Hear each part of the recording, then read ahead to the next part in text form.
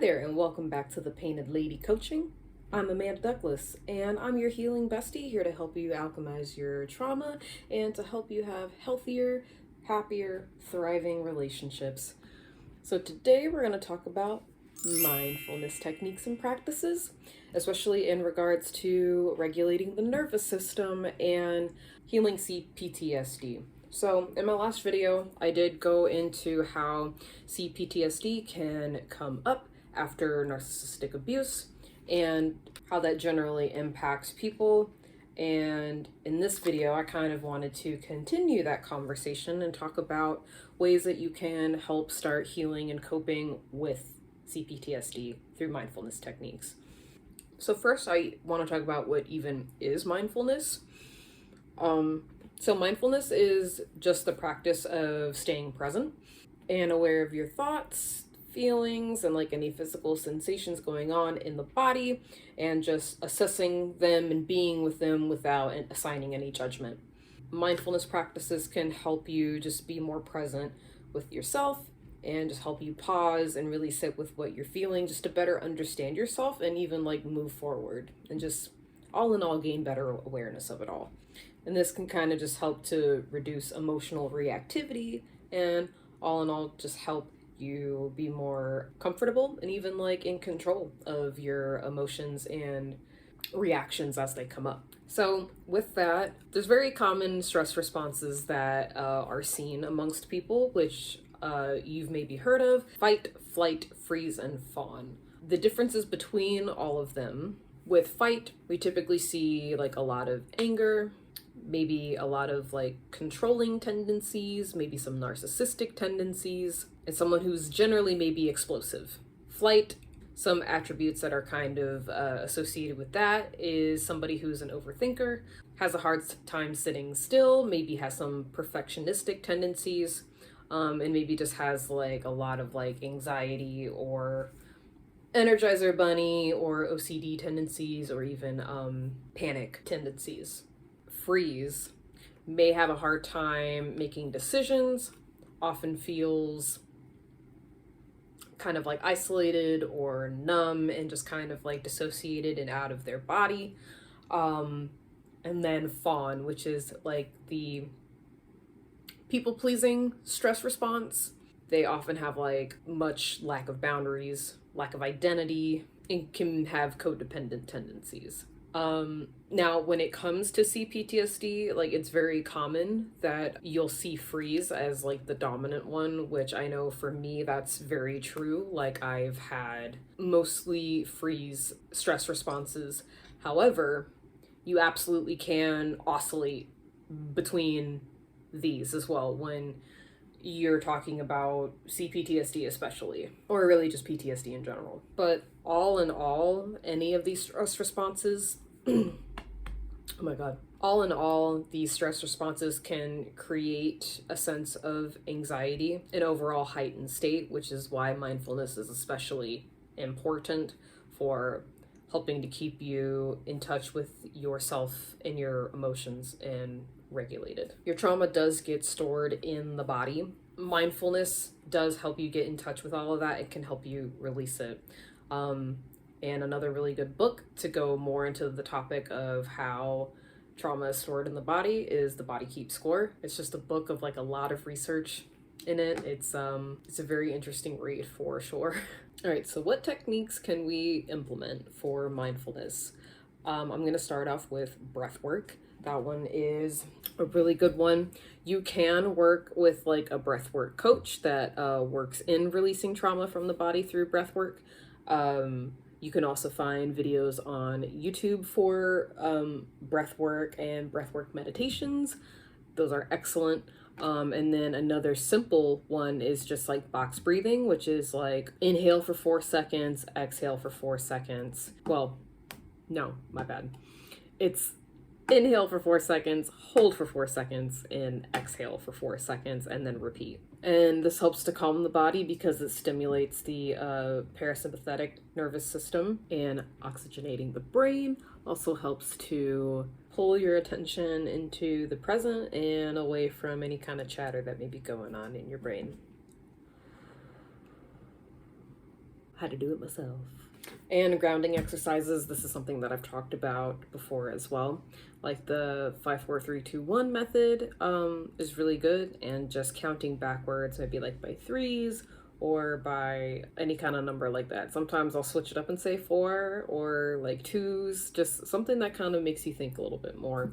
Or even like listing things off, just thinking of all of the songs that you can think of from one of your favorite artists.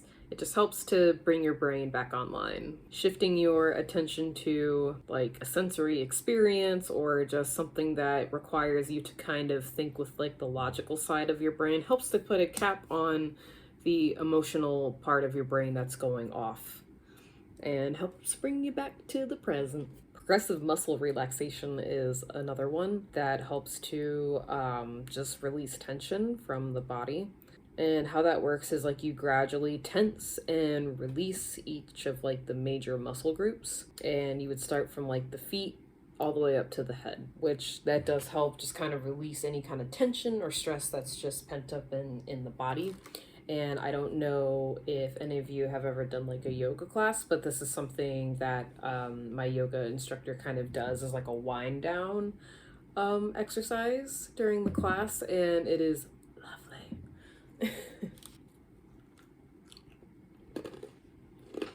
Don't mind me, I just need my protein graham crackers. And also just a mindful hot girl walk, or a mindful hot guy walk, or hot person walk, whatever, I don't discriminate. But walking slowly and just kind of focusing on your breath and kind of just like the sensations like around you, whether it's like the sun on your face or the breeze or like the way the trees are rustling, and if that's even the word for that, and just taking it all in as a way of staying mindful of the present moment. And then another thing that I talk about with processing emotions is just like naming them, and also doing like a little analysis with TESB, which is trigger, emotion, story, behavior. You want to identify whatever triggered whatever sensation is going down. And typically I would recommend doing this, especially when it comes to kind of like those like survival based emotions that are like just very heavy and dense and like can be very painful. You want to identify what it is that triggered the emotion, and then what was the primary emotion that you felt around it, and the story that you were kind of telling yourself like around the trigger that was happening, and the behaviors that you exhibited around the trigger. These are all really good ways to really like excavate, go deeper, understand like what it is that needs attention within. And I've said it once and I'll say it again, like your triggers like are your friend. Although they're very uncomfortable, they can be a very empowering tool that lets you know where you still need work and attention within.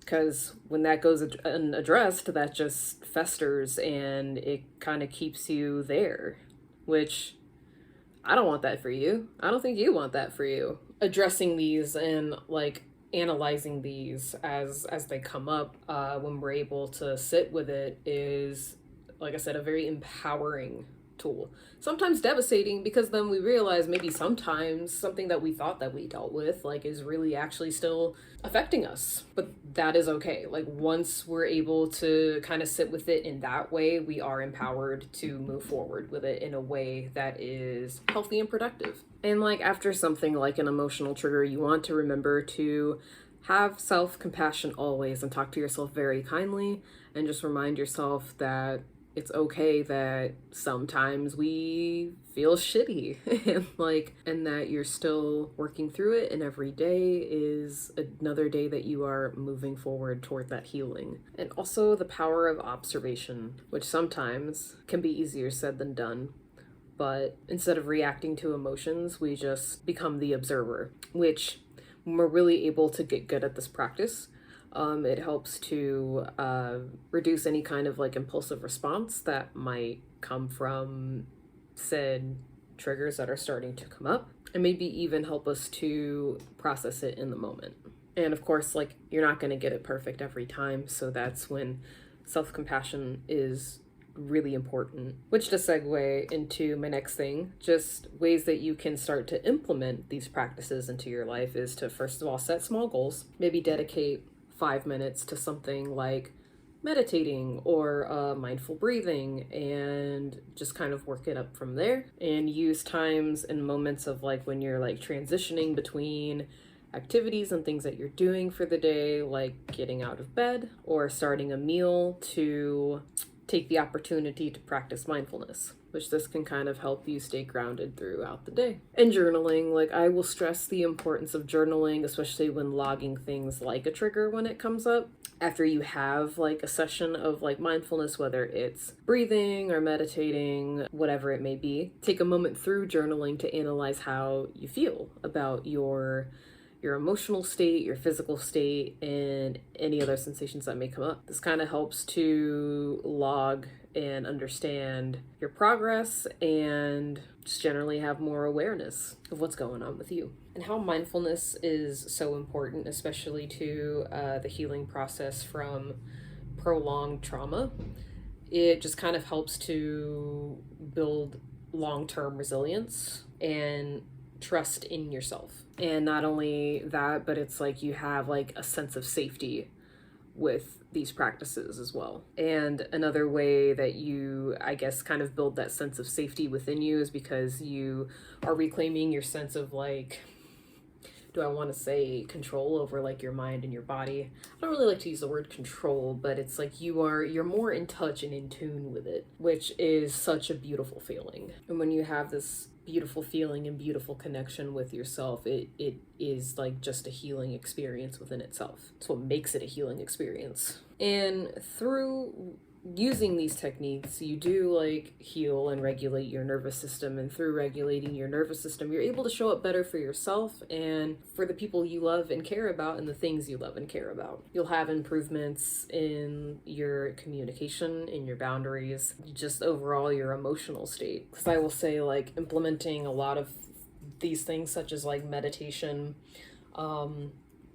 intentional breathing and stretching and yoga, and especially like making a everyday thing out of going to the beach and doing these things, like, it just did so much for me, that in and of itself. And just like along with all the other stuff I was doing, especially like journaling, doing like workbooks and educating myself and working with like a professional, I was showing up better for myself and everyone around me.